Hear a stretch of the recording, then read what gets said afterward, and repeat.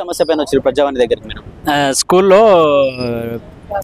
మన పిల్లలను స్కూల్లో టీసీ బోనఫైడ్ ఇవ్వకుండా స్కూల్ యజమాని సతాస్తురు. ఎందుకంటే పిల్లల జీవితాలు నాశనం చేస్తారు. అట్లాంటి స్కూల్ ఉండకూడదని నా ఆలోచన. అంటే ఎవరిని జాయిన్ చేశారు మీరు? ఎందుకు టీసీ ఎందుకు ఇవ్వట్లేదు? మా బాబుని 1వ తరగతి నుంచి 6వ తరగతి వరకు చదివించాను Jeevan Jyoti high school Kukatpally Allwyn colony.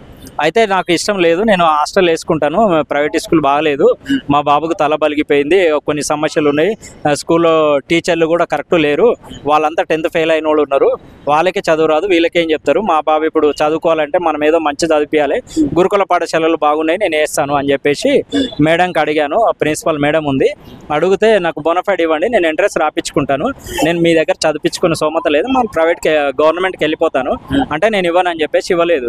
ఆ స్కూల్లో మేము అక్కడ గవర్నమెంట్ స్కూల్లో సీట్ కోల్పోవడం జరిగింది.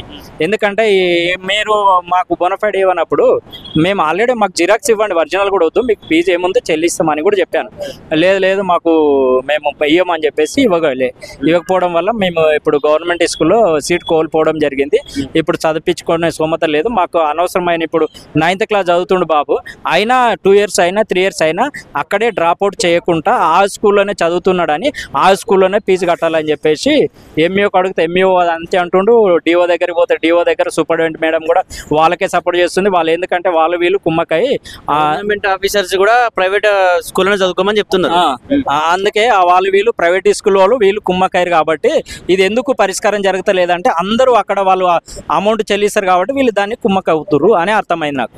ఎందుకంటే ఒక స్టూడెంట్ జీవితంను నాశనం చేస్తున్నారు అంటే ఆ యజమాన్యం ఎందుకు? నేను కూడా ఇంతకుముందు ఒక స్కూల్ చెప్పాను, ఎందుకు అంటే ఒక స్కూల్కి వెళ్ళి బాబు పోయినట్టే డ్రాప్ అవుట్ అని లిస్ట్ ఇవ్వాలి, ఇంకా 2 years 3 years అయినా వాళ్ళ స్కూల్ అని ఉంచుకుంటారు కాబట్టి ఇది 100% వాళ్ళు వీళ్ళు కుమ్మకాయరని అర్థమైంది. ఇదే స్కూల్ ఎక్కడ? ఇది Kukkadapalli Jeevan Jyoti high school. Principal చెప్తా ఉందా మేము బోనఫైడ్ అంటే 10th కంప్లీట్ చేయనని చెప్తా ఉందా? ఇవ్వనని ప్రిన్సిపల్ చెప్తుంది. ఎన్ని సంవత్సరాలు చదువుతున్న బాబు అక్కడ? 6 years చదివాడు, 1st నుంచి 6 వరకు. అక్కడ ఇష్టం లేదు, మన స్కూల్ స్టడీ బాగాలేదు, టీచర్లు కూడా 10th ఫెయిల్ అయిన టీచర్లు ఉన్నారు, వాళ్ళకి చదువు రాకొచ్చింది, మా పిల్లలకి ఏం చదువు రాకొచ్చింది, మరి ఇలా స్కూల్ వేసి ఎందుకు చదువు రానప్పుడు అని చెప్పేసి నేను చదివిపోయాను అని చెప్పాను.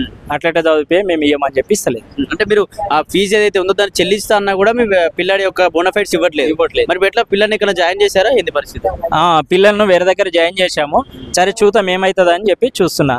ఆ వేరే దగ్గర చదివిన వాళ్ళు అక్కడ డ్రాప్ అవుట్ చేస్తలేదు. అంటే ఆ ప్రిన్సిపల్ దగ్గరికి వేరే వాళ్ళని చెప్పిచ్చే ప్రయత్నం చేసారు, వాళ్ళ విద్యార్థి సంఘాలు కావచ్చు, పొలిటీషియన్స్ దగ్గర చెప్పించే ప్రయత్నం చేశారు. ఎంఈఓతో చెప్పించాను, ఎంఈఓతో చెప్పిస్తే ఎంఈఓ అన్నాడు 20,000 కట్టంటే సరే సార్ అని చెప్పా. ఎంఈఓ ఒప్పుకున్న తర్వాత స్కూల్ ప్రిన్సిపాల్కి పిలిస్తే సార్ 20,000 వద్దు సార్, 70,000 అయితేనే మీకు మాకు సరిపోతుంది, 20,000 వద్దు అని చెప్పేసి అంటానికి ఎంఈఓ కూడా ఆయన ఒప్పుకుంటలేడు, నేనేం చేయాలి నీ ఇష్టం అని చెప్పేసి ఎంఈఓ కూడా అన్నాడు. అది అంటే ఇక్కడ ఏం జరుగుతుందంటే ఇటు ఎంఈఓ కావచ్చు, ఎడ్యుకేషన్ సంబంధించిన డిపార్ట్మెంట్ కూడా ప్రైవేట్ స్కూళ్ళ సంబంధించిన ప్రోత్సహిస్తూ ఉంది. ఎందుకంటే ప్రైవేట్ స్కూల్ నుంచి వాళ్ళు దీనికి సంబంధించిన ఫీజులు చెల్లింపు విషయంలో వీళ్ళు కూడా సమాన వాటా తీసుకుంటూ, అంటే ఎంఈఓలు కావచ్చు, ఎడ్యుకేషన్ సంబంధించిన అధికారులు ప్రైవేట్ స్కూల్లో వాటా తీసుకుంటూ పిల్లల్ని అక్కడే చదివించాలి, కొంచెం ఏదైతే అమౌంట్ ఉందో చెల్లించాలని చెప్పేసి పేరెంట్స్ని బెదిరించే ప్రయత్నం చేస్తూ ఉన్నారు. అంటే ఖచ్చితంగా అమౌంట్ చెల్లించాలి, లేకపోతే అందులోనే చదివించండి, బోనఫైడ్స్ కాబట్టి టీసీ లాంటివి ఇవ్వరు, ఖచ్చితంగా అందులో చదవాలని చెప్పేసి వాళ్ళే ప్రోత్సాహిస్తూ ఉన్నారు. నిజంగా ఈ గవర్నమెంట్ స్కూల్ పరిస్థితి అందుకే అధ్వానంగా తయారైపోయింది. ఎందుకంటే ప్రైవేట్ స్కూల్ యాజమాన్యులు ఫీజు ఏదైతే చెల్లిస్తా ఉన్నారో ఫీజులు ఈ ఎంఈఓలు కావచ్చు, అధికారులంతా తీసుకుంటూ పిల్లల జీవితాలు నాశనం చేస్తున్నారు, పేరెంట్స్ ఆర్థికంగా కూడా నష్టపోతా ఉన్న పరిస్థితి. నిజంగా ఎంఈఓలు కావచ్చు ఇట్లా మారాలి, ఖచ్చితంగా అందరూ ప్రైవేట్ స్కూల్ అన్ని ఆఫ్ చేసి ఖచ్చితంగా గవర్నమెంట్ స్కూళ్ళను ప్రోత్సహించాలని చెప్పేసి కూడా మా లెజెండ్ టీవీ ద్వారా కోరుతాం.